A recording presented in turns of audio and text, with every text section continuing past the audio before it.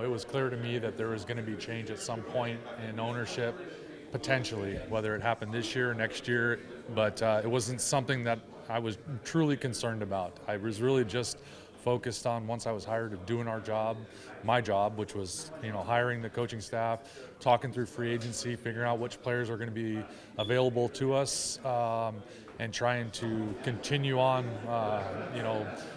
building a team basically with Danny and the staff for the season. So that was really the concern.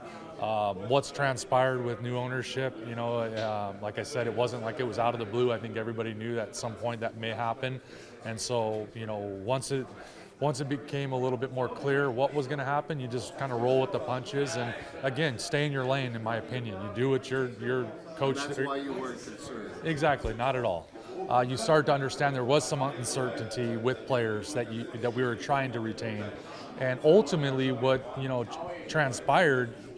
Not that we got caught off guard. I think as a staff, and with Danny in particular and his management side, we were prepared for the inevitable. It was either going to be we got those 3 players that you spoke of, or we didn't. So what's the plan?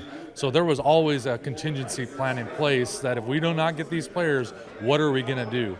And that's why I think you saw us, once that happens, you go and get the players you feel are going to be the best fit for this organization and help us win a Grey Cup this year. Knowles, I think, pretty well where he wants to be as far as designing the playbook how he wants to.